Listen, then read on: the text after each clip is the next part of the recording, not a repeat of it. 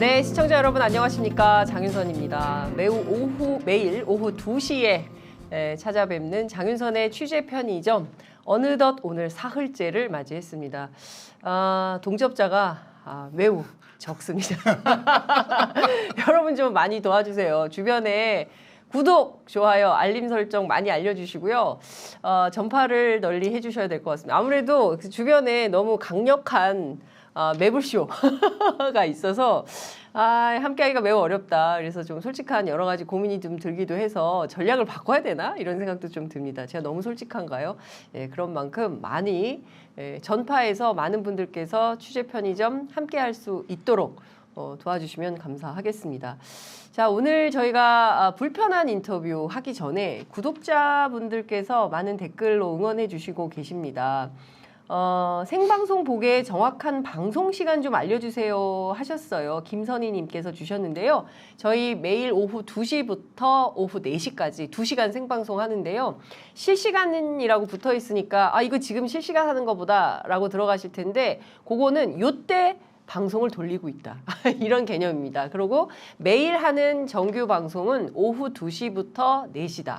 이런 말씀을 드리고요. 그때와 관련된 건 저희가 광고를 다시 한번 또 만들어서 소개해 드리든지 그렇게 하겠습니다. 오늘 저희가 작심하고 오늘은 경제 얘기를 좀 해보려고 합니다. 민주당의 경제통이고요. 더불어민주당의 민생경제위기 대책위원장을 맡고 계신 김태년 의원 모셨습니다. 어서 오십시오. 안녕하세요. 네, 반갑습니다, 의원님. 개국을 축하드립니다. 그러니까요. 이게 국회의원 김태년 이런 거 처음 받아봅니다, 저희들. 예, 장윤선의 취재 편의점 개국을 축하합니다. 이렇게 해서 꽃바구니를 오늘 완전히 수요일에 꽃을 든 남자. 그런 컨셉으로 저희 취재 편의점 찾아주셨습니다. 감사합니다. 초선 때 제일 동네에서 즐겨 불렀던 노래가 꽃을 든 남자. 한번 불러보시겠습니까? 저희가 불편한 인터뷰예요. 편하면 안 돼. 불편해야 돼. 왜 이러세요? 동네에서만. 동네에서만 알겠습니다. 제가 언젠가 김태년 의원님 저희가 이제 경제 반주인데 언젠가 반주를 한번 하면서 인터뷰를 할 때 그때 꼭 청해보겠습니다. 꽃을 든 남자. 반주가 있으면 또 가능합니다. 알겠습니다. 자, 그런데 오늘 경제 얘기해야 되는데요. 인터뷰하기 전에 그 최미혜님께서 의견을 주셨어요. 김태년 수박과의 인터뷰 바람직하지 않아요. 의원님 수박이십니까? 당황하셨어요 지금. 이거 진짜 묻지 말라고 했는데 제가 불편하게 물었습니다. 예, 재미를 위해서. 그렇게 이제 질문 주신 분의 어떤 기준, 네. 구분 기준 이런 걸로 보면은 아닐 거고요. 네. 근데 저는 그렇게 구분하는 것 별로 좋아하지 않습니다. 근데 사실은 이재명 대표도 수박, 색출 뭐 이런 거 별로 안 좋아한다는 얘기를 들었어요. 그리고 그게 자꾸 분열 프레임이고 어찌 보자면 상대당의 공작일 수도 있는 거잖아요. 그래서 자꾸 근데 지금 당은 어떤 겁니까? 비명계, 친명계 갈등은 좀 봉합이 된 겁니까?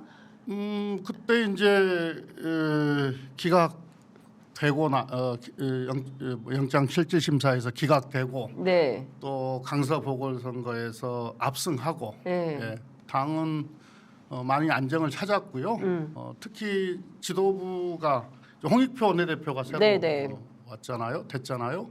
홍익표 원내대표께서 지금 대표 없는데 안 계시는데 중심 잘 잡고 리더십을 발휘해주고 있는 것 같습니다. 선배 원내대표시잖아요. 네. 홍익표 원내대표가 하여튼 의원들하고 소통도 지금 많이 하고 있고요. 네. 뭐 개별적으로도 하고 있고 집단적으로도 하고 있고. 의원님도 만나셨고. 네, 저하고는 뭐 수시로 통화도 하고 만나기도 하고요. 그렇군요. 근데 사실 많은 국민들 특히 이제 민주당 지지자들이 민주당에게 요청하고 있는 것은 실력. 이미 집권을 몇 차례 했었던 정당이기 때문에 민주당의 수권 능력을 보고 싶다. 좀 더 잘해라. 그러니까 국민의힘에 대하는 잣대하고 민주당이 조금 더 엄격한 것 같긴 해요. 그래서 사실 국민의힘 3대 맞을 때 민주당은 한 6대 더 맞는다. 그만큼 기대가 크기 때문에 그런 것 같습니다. 그러니까 국민들이 그런 것 같아요. 민주당은 더 도덕적이어야 되고 더 능력이 있어야 되고 국민들이 원하면 그 기준에 저희가 맞춰 가야죠. 그렇죠. 더 도덕적이어야 하고 네. 더 실력이 있어야 하고 더 유능해야 네. 합니다. 네. 근데 이제 우리 민주당이 국정을 책임지고 정부를 운영했던 그 시절이 네. 이른바 국민의힘 계열에서 국정을 운영했던 때보다는 민주주의도 그렇고 민생 경제도 그렇고 또 한반도의 어떤 평화를 관리하는 문제도 그렇고 네. 훨씬 더 성적이 좋았잖아요. 네. 예, 그런 측면에서 보면 뭐 저는 국민의힘 또는 국민의힘 정부보다 네. 민주당 또는 민주당의 정부가 훨씬 유능하다 그렇게 저는 생각합니다.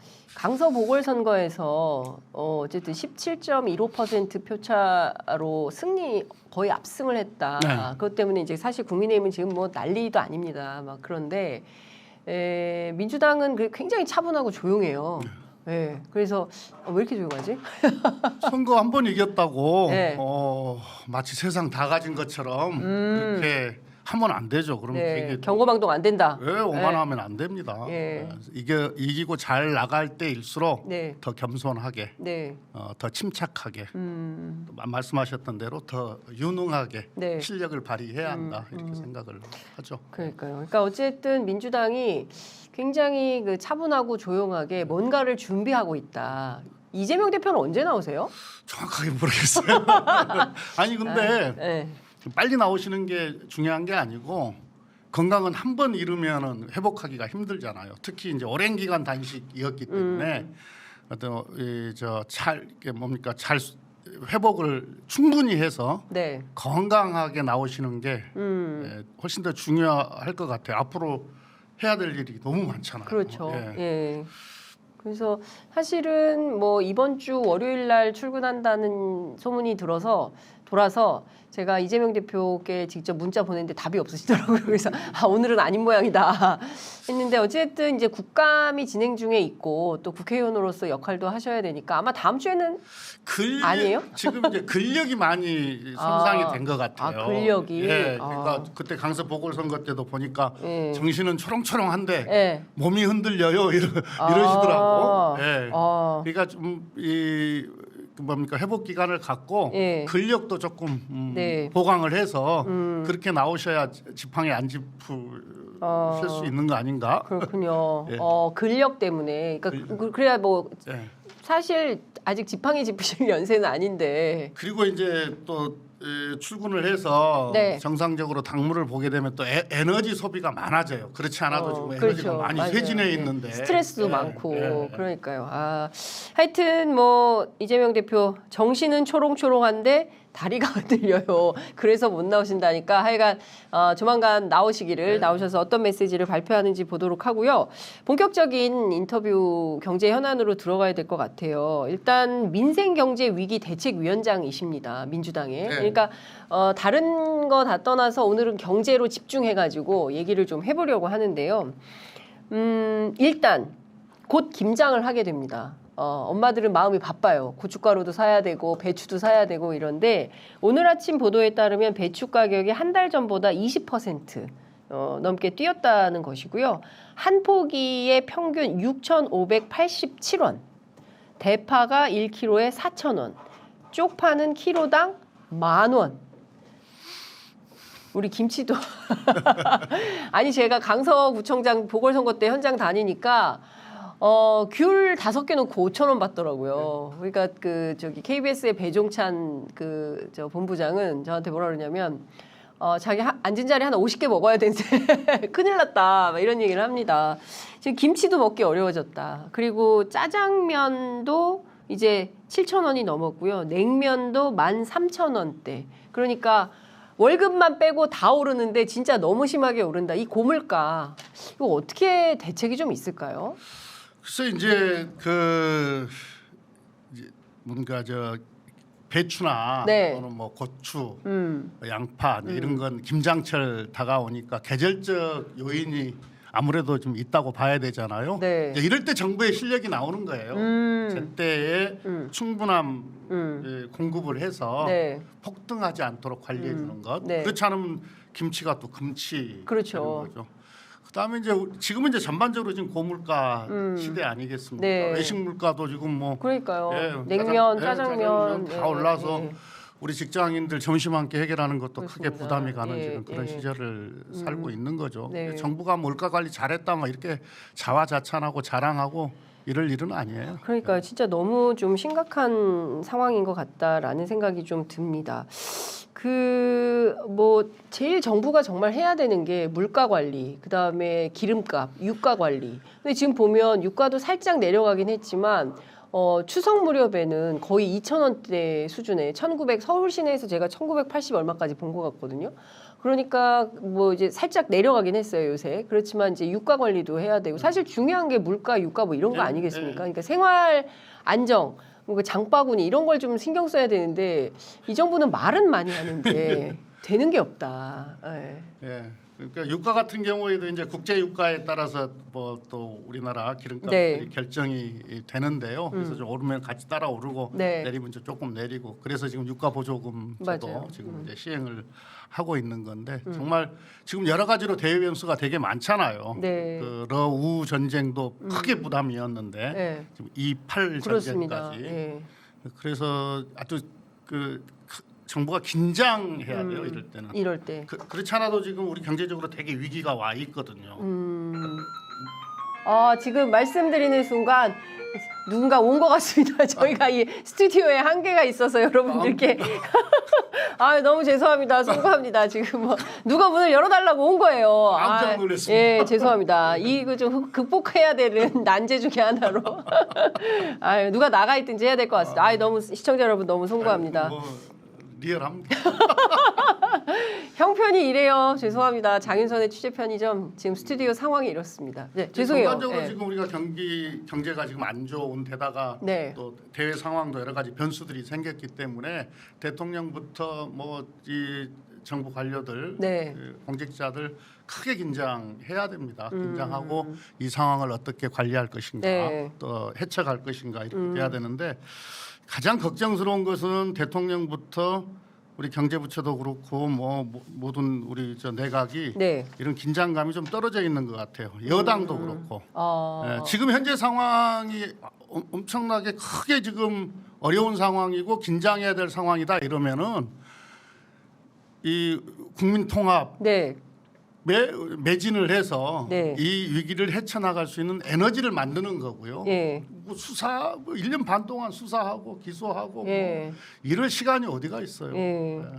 안 되면 뭐 또 다른 거 꺼내서 하고 무슨 뭐 인디언 기후제 지내는 식으로 나올 때까지 판다. 예. 이럴 시간이 없어요. 지금 그거 할 겨를이 없다. 없어요. 지금 뭐 수사 정부로 네, 그정 그걸로 예. 실적이 없으니까 자꾸 이제 뭐 민주당 그 대표나 또는 뭐 민주당 타겟으로 하는 어떤 수사 전국을 통해서 뭐 또는 네. 사정 전국을 통해서 실정들을 뭐 이렇게 좀 메꿔보겠다, 보완해 보겠다, 뭐 이런 선거 앞두고 네. 뭐 이런 계산인 것 같은데요. 네. 우리 국민들 수준을 너무 낮게 보는 거죠.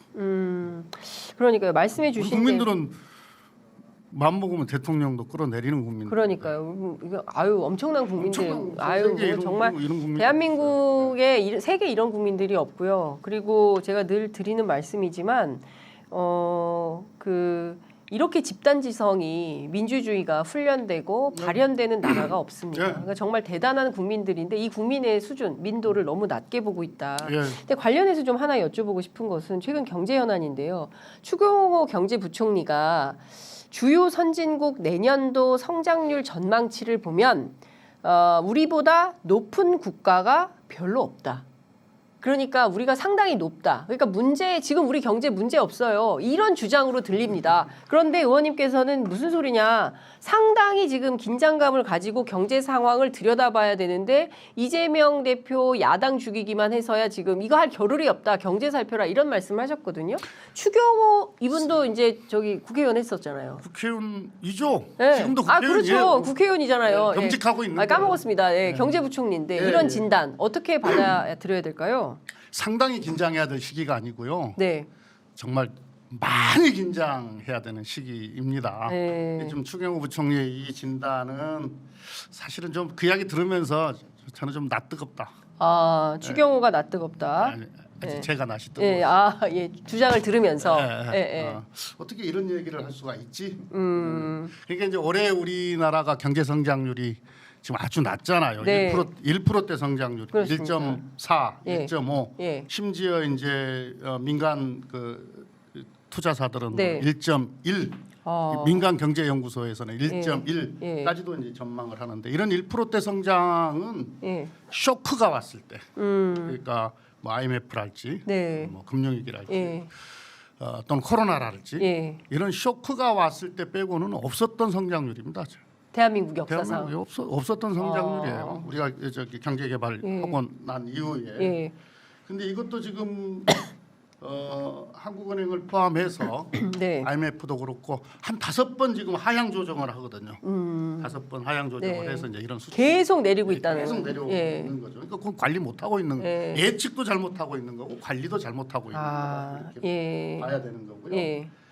그 지금 다른 나라하고 비교를 했는데 네. 다른 뭐 일본도 그렇고 유럽도 그렇고 다 이게 저성장 국가들이에요. 그러니까 우리나라보다 성장률이 높았던 적이 거의 없던 나라들입니다. 네. 그러니까 우리나라가 더 높아야 정상인 거예요. 예. 경제 규모로 높거나 또 역대의 이 성장 어떤 규모로 네. 놓고 보나 그래서 이렇게 이야기하면 안 돼요. 어. 그리고 더구나 유럽 같은 데는 러시아 우크라이나 전쟁에 직격탄을 맞은 나라. 그렇죠. 예. 거기는 또 우리하고 또 상황이 또 달라요. 근데 우리는 지금 이성적표로는 안 된다. 그러면 어느 정도의 성장률이 담보되어야 정상입니까? 문재인 정부와 우리가 이제 비교하면. 잠재 성장률이 우리나라 예. 경제 규모로나 또는 뭐 인구 구조로나 네. 여러 가지로 놓고 봤을 때 잠재 성장률이 최소 2.0 2.0. 이렇게 지금 보는 거잖아요. 네. 그러니까 지금 잠재 성장률보다 훨씬 하회하는 성적표를 지금 받아 아는 거예요. 근데 이게 뭐 다른 나라랑 비교해 보면 별로 우리보다 높은 나라가 없다.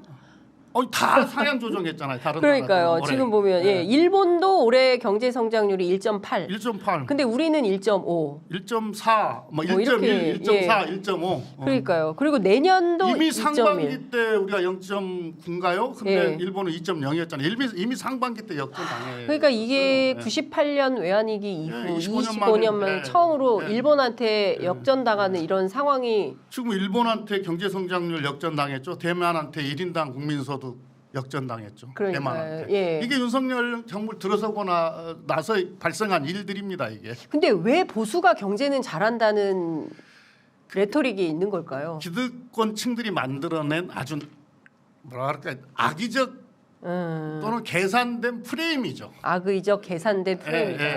그러니까 예. 이렇게 보수 정부가 이렇게 뭡니까 저 도덕성 문제에는 별로 이렇게 개의치 않으니까. 아니 내세울 게 없잖아요. 우리가 인사청문회 같은 것을 해봐도 다 엉망이잖아요. 그러니까 한동훈 장관 같은 경우에는 뭐 사회적으로 어지간히 성공한 사람들은 다 저 정도의 문제들은 갖고 있다. 뭐 이런 식으로 네. 뭐 이 저 색깔 낯 색깔 하나 얼굴 색깔 하나 안 변하고 그런 식으로 이야기할 정도잖아요. 네, 네. 그러니까 이제 늘 유능하다. 특히 경제에서 유능하다. 이런 프레임을 만드는 거죠. 근데 실제를 딱 놓고 보면 아까 모두에도 제가 말씀을 네. 드렸습니다마는 이른바 네. 진보적인 정부가 국정을 운영했을 때가 네. 경제 성적이 훨씬 더 좋았잖아요. 문재인 대통령도 페이스북에 그 점을 지적하셨어요. 아니 실제로 보면 김대중 대통령은 아주 나라가 거덜난 그렇죠. IMF 상태에서 때 이제 인수를 정부를 인수한 거 아닙니까? 그리고 그 IMF 초기 졸업뿐만이 아니라 향후 20년, 30년 대한민국이 먹고 살 먹거리를 만들어내요. 내일을 깔아요. 그게 IT 강국. IT 강국 그렇죠. 그다음에 노무현 정부 때도 그때 최초로 2만 불 넘었었잖아요. 그렇죠. 국민소득 2만 국민소득 2만 불 넘었었고 문재인 정부 때 국민소득 3만 불 넘었잖아요. 넘었었고 성장률도 다른 나라와 비교해 봤을 때 월등하게 높았죠.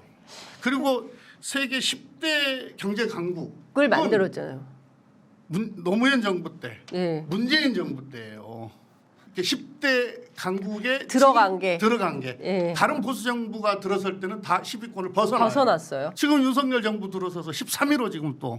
야 이거야말로 진짜 뉴스인데 이런 진짜 뉴스를 설파하는 데는 어디? 장윤선의 취재 편의점. 실제로요. 실제로 우리가 기업인들 만나 보더라도요.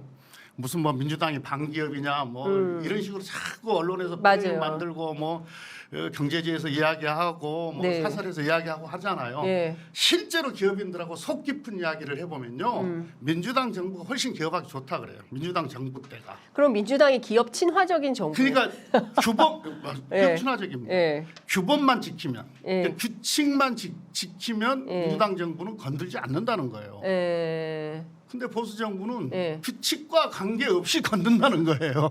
간섭하고. 그러니까 옛날처럼 무슨 그 재벌들이 정치권에 뭐 그 뇌물 갖다 바치면서 정치하고 이런 시대는 이제 아닌 거잖아요. 그러니까 박근혜 정부 때 탄핵받았던 주요 핵심 사유 중에 하나 이런 뇌물죄 이런 정치는 이제 끝났다고 그렇죠. 판단을 그런데 이제 다른 하는데도. 형태가 있잖아요. 예를 들면 이제 공기업이었다가 민간 기업으로 간 네. 민간 기업이 된 뭐 KT, 뭐 예, 예, 예. 포스코, 뭐 KTNG 네, 예, 뭐 예, 이런 예. 기업들이 있지 않습니까? 네. 문재인 정부 때 제가 이제 정책위원장하고 예, 예, 원내대표했으니까 예, 잘 알잖아요. 거기는 민간 기업이에요. 음. 정부가 개입할 수가 없어요. 그러니까 일체 인사 문제랄지 거기 무슨 뭐 예, 회장 예, 뽑고 이런 예, 예. 인사 문제를 포함해서 일체 개입하지 않습니다. 그냥 우리 이 관련 법. 그러면 이게 그런데 지금 이 정부 들어서서는 네. 무슨 뭐 은행 회장들이 어떻다는 등 그다음에 뭐 KT 뭐 관련해서 회장 그때 KT 회장 못 뽑아가지고 그러니까요. 몇 번씩 예. 그래서 이제 겨우 뽑고 뭐 이러잖아요. 네네. 그 막 거침없이 그 인사 문제를 이야기를 하고 뭐 이런 식이에요. 예. 그러니까 좀 민주당 입장에서는 상당히 억울할 것 같아요. 그러니까 우리가 성적표는 훨씬 좋은데 그 특히 대한민국 언론이 상당히 보수화돼 있고 기업 친화적이어서 기업의 주장을 그대로 받아야 또 광고 받고 그래야 먹고 사니까 이런 게 연속되니까 정말 중요한 진실 보도, 사실 보도를 하지 않는 측면이 있는 것 같아요. 제가 오늘 보니까 미디어오늘에 TV조선 광고가 엄청나게 높아지고 그 다음에 또 동아일보 높아지고 봤더니 한겨레 경향 저 끄트머리에 오마이뉴스 같은 회사는 없어요. 그러니까 참 이게 아이러니한 겁니다. 그러니까 어느 정부가 되든 공평하게 균형감 있게 이렇게 정책과 예산 집행을 해야 되는데 막 그게 아니니까 참 답답한 상황과 현실이 아닌가 싶습니다. 그러니까 지금 뭐 이 자리에서 네, 드리고 싶은 말씀은 구체적으로 네. 성적으로 평가를 해달라. 숫자로 말해달라. 예. 숫자로 말해달라. 예. 성적 똑바로 보고 얘기해달라. 가짜 뉴스 말하지 마라. 이제 이런. 오늘 제가 의원님께 뭘 좀 얘기하면 좋을까요? 이렇게 여쭸을 때 R&D 얘기를 좀 하고 싶다고 하셨어요. 이거 너무 심각하다. 보통 심각한 문제가 아니기 때문에 이 얘기를 해야 된다라고 하셨어요. 16.6% 깎았습니다. 올려준 게 아니라 깎았어요. 사실 우리가 뭐 자원이 있기를 해요. 어디 파면 기름이 나오기를 해요. 사실 우리 미래 먹거리 뭘로 먹고 살 거냐. R&D 이거거든요. 교육과 네. 교육과 R&D로 지금까지 대한민국의 어떤 성장 기반을 만들어 왔었죠. 내가 죽는 한이 교육 있어도 내용과 그냥 어떻게든 애 대학은 보내야 되고 가르친다. 유학은 보내야 되고 애는 꼭 가르쳐야 된다. 그렇죠. 어마어마하죠. 안에 그 경제 위기가 와가지고 곧 이제 굶어 죽게 생겼는데도 R&D 예산, 연구개발 예산, 과학기술 예산은 늘린다. 네. 이걸로 우리가 대한민국이 성장해 온 거거든요. 네. 이 기반을 하루 아침에 다 무너뜨리겠다고 하는 이야기. 이걸 우리 국민 어떤 국민들이 이해를 하겠습니까? 네. 지금 지식인 사회에서는요. 네. 이렇게 보수적인 지식인들, 네. 정치적으로는 보수 정부를 예. 지지하는 그런 예. 지식인들도 예. 최소한 이 점에 있어서는 납득을 하지 못합니다.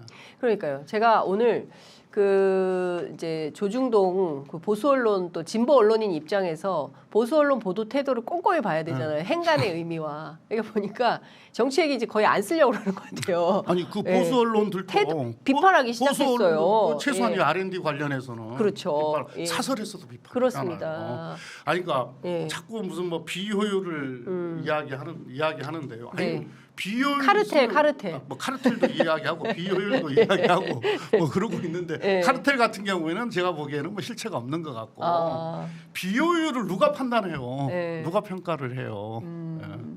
그러니까 지금 상당히 심각한 이런 상황인 건데 제가 듣기로는 뭐 석박사급 연구자들의 당장 생계 문제부터 시작을 해서 미래 특히 뭐 AI라든가 뭐 등등에 걸쳐서 우리가 먹고 살아야 되는 여러 가지들이 많이 이 예산을 근데 저는 궁금한 게 이런 겁니다. 정부가 깎겠다고 하면 국회에서 깎아줍니까? 아니 이제 예, 예결위에서 결정을 예결위원장도 하셨잖아요. 예결위 간사를 했어요. 아 간사하셨나요? 네, 예. 예결위 그러니까 아직 예산은 제가 많이 달아봤죠. 예결위 네, 간사도 예. 하고 또 여당의 정책위 의장 한 2년 했었으니까 예산을 오랫동안 손을 댔던 사람인데 네. 국회가 예산을 다루는 데서는 한계가 있어요. 편성권이 없으니까. 그다음에 증액 관련해서도 정부의 동의를 받아야 하니까 정부가 네, 동의를 네. 안 하면 또 증액을 할 수가 없거든요. 네. 그래서 올해 예산 심상치 않겠다 이런 생각을 하는데 제가 이제 아까 민생경제대책위원회 제가 위원장을 맡고 있잖아요. 네. 이건 작년 6월에 출범. 설립돼서 지금까지 활동을 해오고 있는 거니까 그리고 꾸준히 활동을 해오고 있어요. 근데 언론에 잘 드러나지 않는데 무슨 활동을 하시는 거예요? 네, 이따가 말씀드릴게요. 그 야당의 어떤 정책 관련한 활동에 대해서는 아주 막 현안이 아니면 언론에서 잘 다루지 않아요. 그건 너무 잘 아시잖아요. 그렇죠. 예. 정치부에서 잘 안 다루는 거 잘 네. 아시잖아요. 그런데 지난 5일날 10월 5일날 네. 이 R&D 예산 삭감과 관련해서 네. 긴급 간담회를 했어요. 여러 전문가들을 모시고. 예. 근데 이제 여러 이 고언이 있었고 예. 염려가 있었고 또 정책 제안도 있으셨는데 그 중에 이제 카이스트. 대학원생 예. 대학원생의 말이 참 마음이 아팠어요. 예, 뭐라고 카이스트 얘기했어요? 대학원의 안병국 총부학생회장 네. 제가 좀 네. 읽어드리면 예.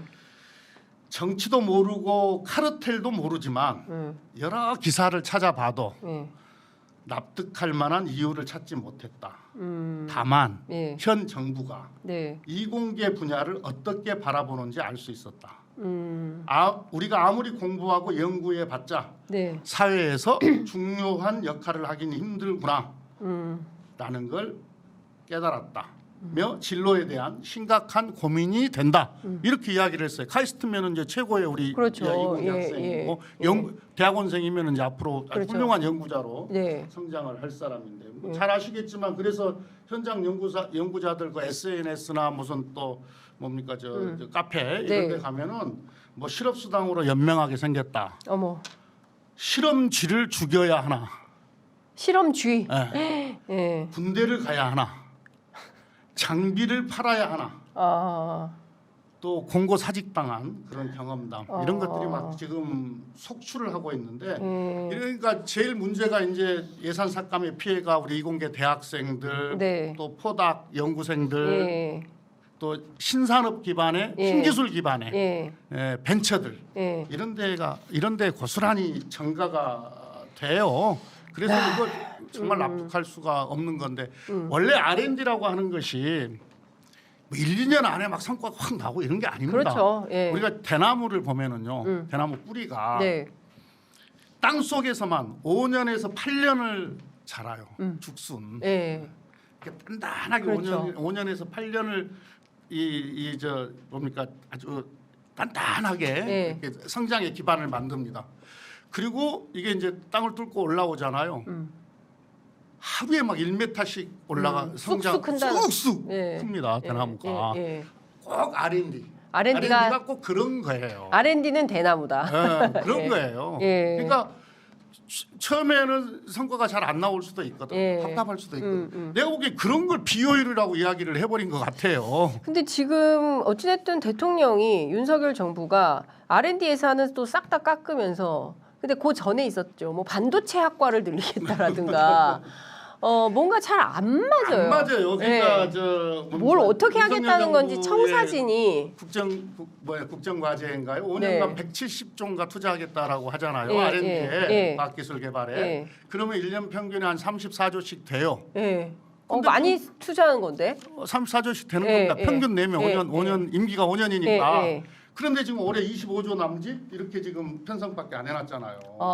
올해 예산된 게 어. 25조. 그러니까 이 상태로 가면 매해 10조씩 빵꾸나는 거죠. 그러니까 뭔 말이냐면은 지금 뭐 세수도 60조가 빵꾸. 자기들이 한 얘기도 예, 못 지키는. 못 지키고 있어요. 그러니까 어저께 내가 무슨 말을 했는지를 까먹어요, 자꾸. 그러니 이 사람들 어떻게 해요? 어제 한 말을 오늘 까먹으니 이 사람들을 믿고 우리가 경제 정책을 맡겨도 되는 겁니까? 정말 제가 보기에는 현장에서 곡소리 난다는 얘기를 제가 굉장히 많이 들었습니다. 예. 특히 이제 R&D 예산이 이게 연구자들만 문제가 아니라 AI나 이런 그 현장 업체들 있지 않습니까? 예. 예. 이런 데서 무슨 CEO 포럼 같은 게 있는 아까 제가 모양이에요. 말씀드렸잖아요. 예. 뭡니까 신기술을 기반한 그러니까요. 벤처들. 네, 벤처 업체들. 예, 여기는 자체 자금이 없어요. 회사 망하게 생겼다. 연구 자금이 없어요. 기술 개발 자금이 없다고요. 이 정부에서 다. 물론 자기 돈도 내지만 네. 지원 받아서 네. 이 합쳐 가지고 네. 그렇게 해서 연구를 하는 거거든요. 연구를 해서 기술 개발을 하는 거거든요. 그걸 상품화하고 네. 그렇게 성장하고 네. 그러니까 스타트업 단계에서 다 그렇게 하죠. 그러면 네. 지금 만약에 16.6%를 깎겠다고 선언을 했는데 그러니까 12월에 이제 예산국회가 열리면 이거 요대로 될까요? 아니면 수정이 있겠습니까? 수정을 제가 우리가 지금 이제 내일 기재부 또 네. 제가 기재이니까 네. 국정감사인데요. 예. 지금까지도 지금 쭉 예결위에서도 그렇고 예. 또 과기 정통위. 이 정통위에서도 이 R&D 관련한 예산 삭감 문제가 예. 최대 현안으로 지금 어. 다뤄지고 있는데 아무래도 이제 기재부가 예산을 편성하는 부처니까 기재위에서도 아마 이 예산 R&D 예산이 최대 현안으로 다뤄지게 될 겁니다. 다른 뭐 경제 문제 전반이겠지만 예. 몇 가지만 예산안 삭감 도저히 네. 이해가 안 가는 게 있어서 그러니까요. 몇 가지만 좀 말씀드릴게요. 네, 네. 이 신형 발사체 관련한 사업인데 신형 발사체. 예. 윤 대통령이 지난해 11월에 예. 한국의 경제 영토를 지구를 넘어 달과 화성으로 넓혀 갈 것이다. 네. 그러면서 네. 2032년 달에 네. 무인 탐사선을 보내겠다. 네. 이렇게 막 공언을 했어요. 네. 그런데 이 예산을 삭감을 했어요. 전액? 아니 뭐 전액은 아닌데 21%나 삭감을 했어요. 더 늘려도 모자라요. 근데 32년에 달에 갈 탐사선- 수 있습니까? 달 탐사선을 예. 잘 만들어봤자 뭐 합니까? 띄워- 이걸 예. 쏘아 올려야 되잖아요. 그렇죠. 그럼 발사체가 필요하잖아요. 예. 이게 지금 우리가 누리호 쏘아 올리면서 예. 그래도 빠른 속도로 지금 맞습니다. 지금 성장하고 있는 예. 건데 그러니까 성장하고 있을 때 더 돈을 집어 넣어가지고 그렇죠. 진짜로 네. 달까지 쏘아 보낼 네. 수 있는 발사체를 예. 만들어야 되는 거죠. 그런데 이거를 깎았다.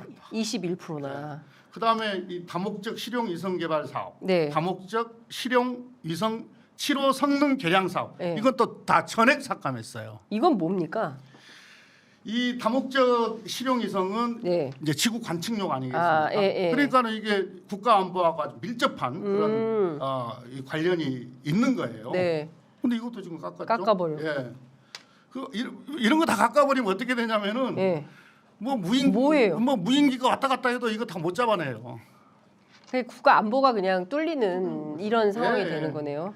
그다음에 극지 유전 자원 R&D 이건 무려 92.2%가 삭감됐어요. 이건 뭐냐면요. 92.2%. 예. 하지 말란 얘기네요, 이 사업. 극지에서 예. 우리 치매 치료제, 예. 치매 치료제를 만들기 위한 예. 물질 예. 이런 걸 찾는 거거든요. 그래서 우리가 되게 중요한데. 발견을 해갖고 예. 특허 출원까지 했어요. 예. 극지에 가면 뭐 그런 게 있나 봐요. 예. 그런데 극지연구소가 단독으로 입찰에 응했다는 사유로 예산을 다 깎았는데 네. 극지연구소는 원래 하나밖에 없어요. 이 극지 연구소는 국립이죠, 국립. 예. 예? 나라에서 운영하는 거죠. 민간 아니죠.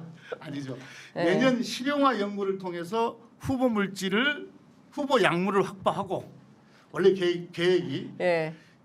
전 임상 실험을 신청할 계획이었어요. 임상 실험 전 예. 단계를 예. 신청할 계획이었는데 예. 이것도 이제 물거품이 되겠죠. 아니 근데 하나밖에 없는 극지 연구소인데 한 곳만 입찰했다고 이걸 전액 92.2%를 깎으면. 근데 일관성이라도 있어야죠. 예. 혁신형 소형 모듈 원자료 기술 개발. 예.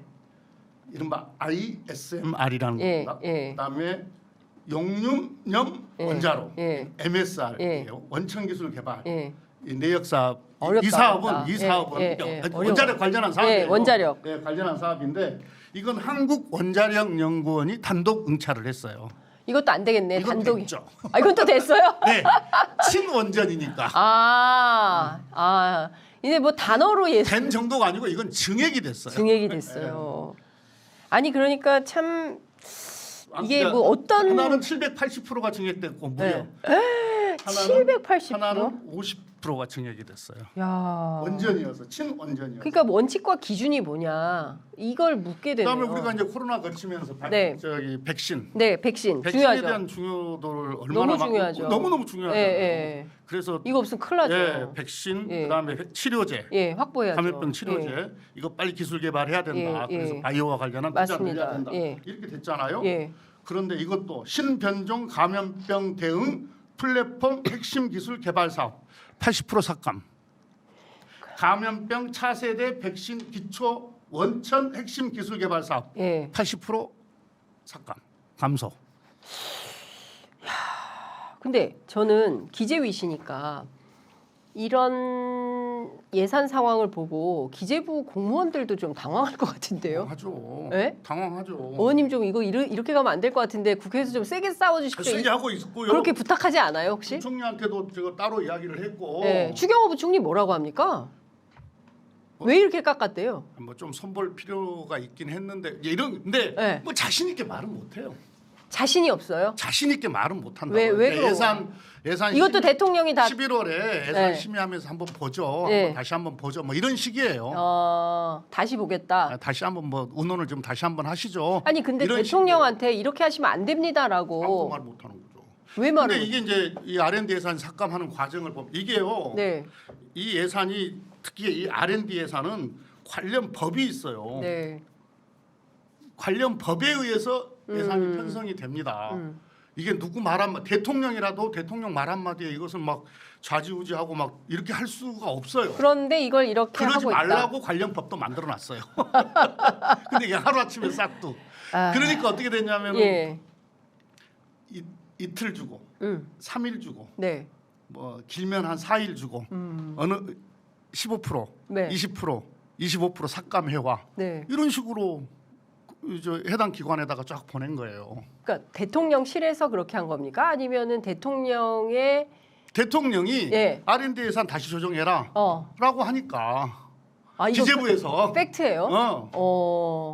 그러면은 아니 그러니까 왜 관련 법에 대통령은 의해서 그런 판단을 한 거예요? 관련 법에 의해서 오랜 기간 네, 과기부에서 또 이 R&D 관련한 심의위원회도 있어요. 네, 네, 심의까지 다 거쳐서 네, 승인 거쳐서 네. 기재부하고 충분히 상의해가지고 네. 그리고 만들어 놓은 예산이에요. 근데 전면 재검토 이러니까 기재부에서 어쩌란 말이냐? 이 비효율을 언제 골라낼 실력이 안 돼요. 그리고 이건 오랜 기간 네, 최하 뭡니까 비효율을 골라내려면 네. 발라내려면 한 2년 걸려요.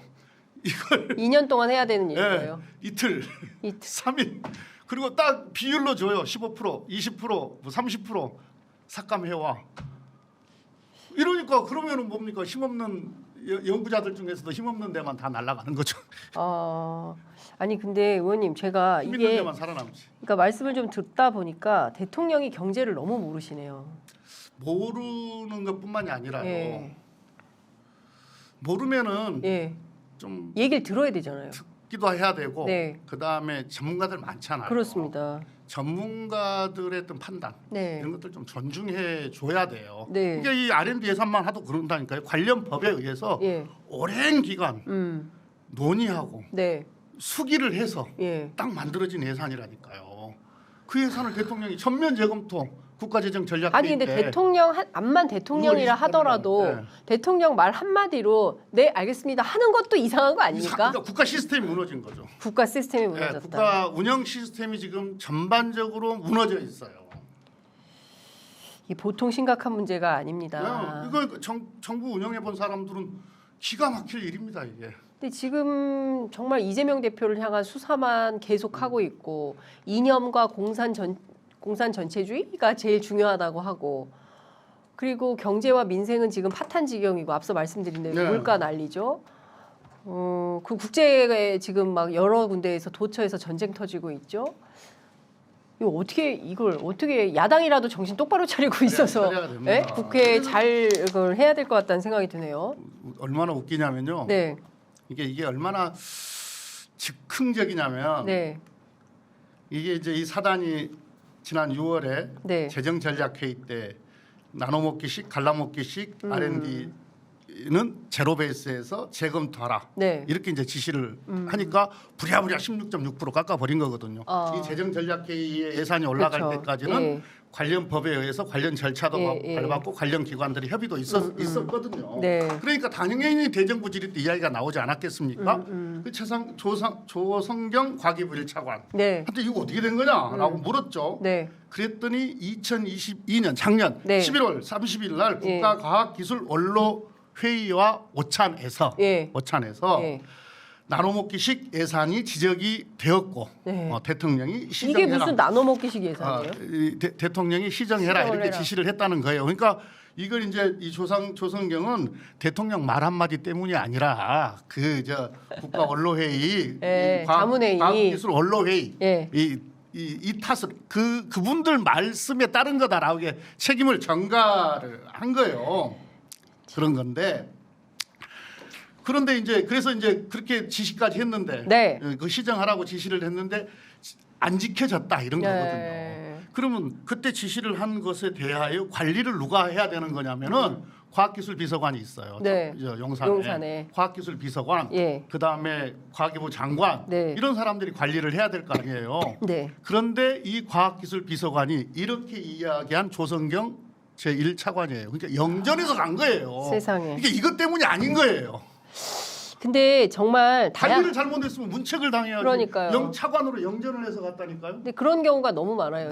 이 정부에서는 너무 많아서 네. 다 일일이 열거하기도 어려운 정도의 수준인데, 자, 문제는 이제 앞서 말씀해 주신 대로 미래 먹거리, 아무리 우리가 IMF가 와도 그래도 미래에 먹고 살 거는 마련해야 된다고 해서 R&D 예산을 늘렸다고 말씀해 주셨는데, 정작 지금 위기가 봉착한 가운데 R&D를 깎아버리면 나중에 정말 우리 미래 세대 정말 심각해진다. 이제 그런 차원에서 다들 우려와 걱정을 하는데, 그럼 제가 앞서 말씀드린 대로 민주당이라도 뭔가 전략적 태세를 갖춰서 이 정부의 무도한 판단과 이 정부의 잘못된 경제 방향을 아니 됩니다. 바꾸세요.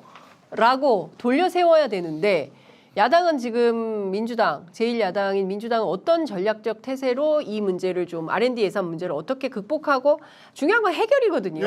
예, 어떻게 해결? 그러니까 해결하는 능력. 야당은 뭐 핑계를 대는 게 아니고 네. 한계는 있어요. 특히 예산과 관련해서는 이제 이 증액과 관련해서는 정부 동의, 우리 헌법에 그렇게 되어 있으니까 네. 정부 동의를 받아야 되는 거라서 우리가 R&D 예산 증액과 관련한 당의 분명한 방침을 가지고 예산 심의에 이제 응할 거고, 아마 그냥 뭐 물렁물렁하게 그렇게 하지는 않을 겁니다. 아주 단단하게. 어떻게? 단단하게 이제 그러니까 지금 많은 이번 이제 국정감사에서도 계속 관련한 이슈들을 계속 제기를 할 거고. 네. 그래서 내용적으로 축적을 할 거고, 그리고 이제 국정감사 끝나고 나면 바로 이제 예산 각 부처별로 네. 또는 예결위에서 이제 예산 심의가 들어가는 거 아니겠습니까? 네, 네. 하여튼 이건 어떤 당의 명운을 걸고 네. 정상화되도록 네. 그렇게 해야 됩니다.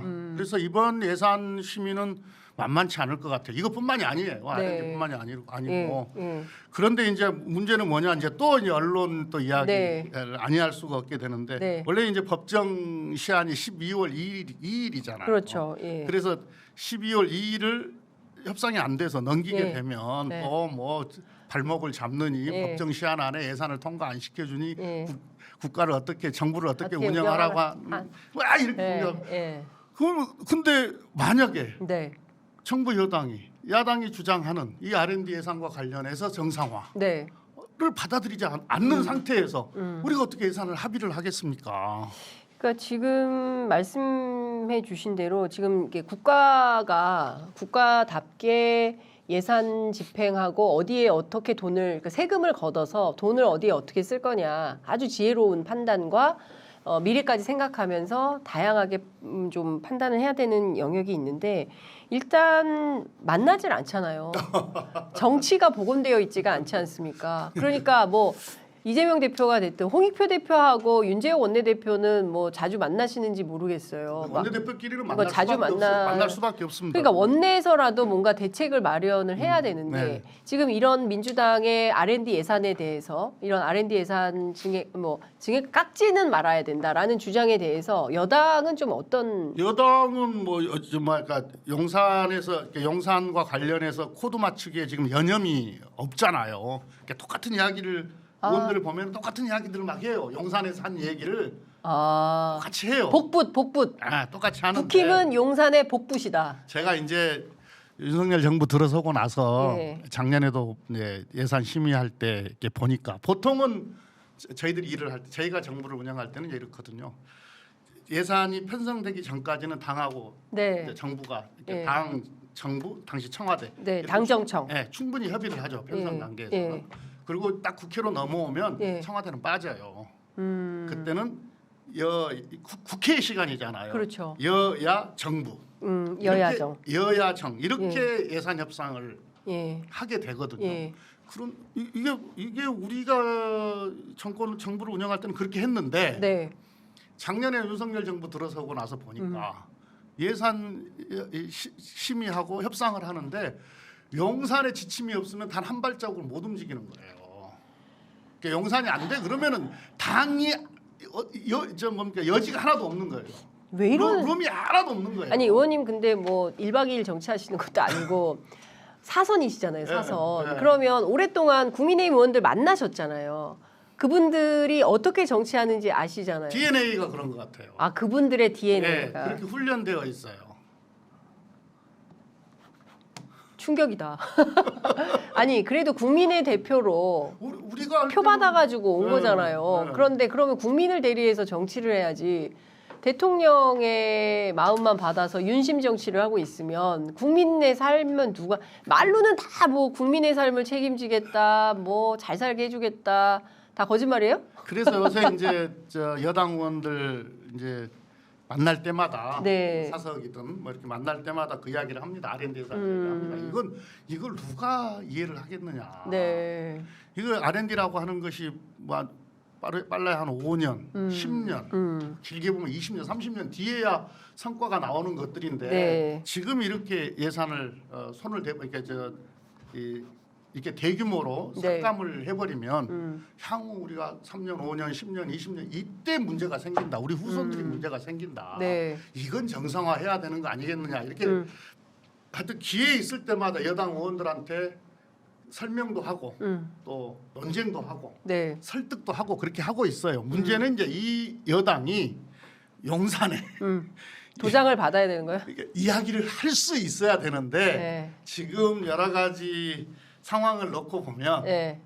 특히 이제 공천 앞두고 있기 예, 때문에 여당 의원들이 입 바른 소리 예. 못하지 않겠나. 그러면 어떻게 풀어야 됩니까? 여당은 사실 뭐 기대하기가 어렵다 이 문제와 관련해서 그러면 야당이라도 적극적으로 나서야 되는데 야당이 차라리 대통령실하고 직거래 하는 방법 이런 거 안 됩니까? 아예 안 만나주니까. 안 되잖아요. 국민은 정말 너무 답답합니다. 지금 해결해야 되는 이슈가 너무 많은데 우리도 많이 건건이 봤다. 이런 상황이어서 정말 답답합니다. 자, 이 가운데 뭐 지금 예산은 또 예산대로 깎고 있으면서 이게 뭐 이거 해결하면 진짜 정말 역대급이다라는 YS의 하나회 청산 수준이다라는 이제 전망까지 나오는데 의대 정원 그 정도 수준은 아니고요. 그렇게 얘기하던데요 기자들은 정말 그러면 뭐 윤석열 정부가 대단한 거다 이제 이렇게 평가를 하던데 뭐 처음에는 1,000명 그랬다가 뭐 3,000명 나왔다가 지금 사실은 숫자 정해진 거 없어요라고 하고 있고 3,000명에서 더 늘리면 의사들 파업하겠다 이런 선언이 나왔습니다. 2020년보다 더 세게 싸운다 이런 주장합니다. 저희가 물론 이제 뒤에 이어서 정영준 보건의료단체연합 정책위원장 모시고 좀 더 상세한 말씀을 드린 정치적으로 정치 안에서 들으시고요. 네. 이런 거예요. 그러니까 의사 정원을 늘려야 되는 것 이건 맞죠. 네. 이건 모든 국민들이 다 동의를 하죠. 왜냐하면은 우리가 OECD 국가 평균 대비 이제 의사 숫자가 부족한 건 사실이거든요. 그렇죠. 다만 뭐 1,000명, 3,000명 이런 것들이 어떤 계획하에 어떤 계산하에 나왔는지가 명확하지 않아요. 네. 예. 그러니까 처음에 보건복지부에서 대통령한테 보고할 때는 뭐 300명, 400명, 어떤 데는 500 몇십 명, 뭐 예, 언론 그러니까. 보도에 보면 예. 근데 그건 조금 계산을 해서 보고를 한 거거든요. 근데 대통령이 1,000명 이랬다는 거 아니에요. 근데 이제 그게 뭐에 근거해서 그렇게 한 건지는 저는 잘 모르겠어요. 그건 정확하게 숫자가 발표돼 봐야 할 텐데. 그런데 단순히 지금 의사 정원 늘리는 건 좋아요. 그건 맞고 예. 동의하고. 근데 단순히 의사 정원을 늘리는 것만이 중요한 게 아니고 한 세 가지 문제를 함께 해결하면서 의사 정원을 늘려야 됩니다. 네. 하나는 네. 지방. 지방. 네. 지방 의료. 아니 수도권에 다 몰리면 어떡해요? 그렇죠. 네. 이미 수도권은 그러니까 많잖아요, 병원에. 지방을 중심으로. 그러니까 그 의료 인력도 그다음 그러니까 지방에서 네. 양성될 수 있도록. 또 하나는 공공. 네. 그러니까 저 시골에 가면 네. 읍단위, 면단위 이런 데 가면 의사가 없잖아요. 네.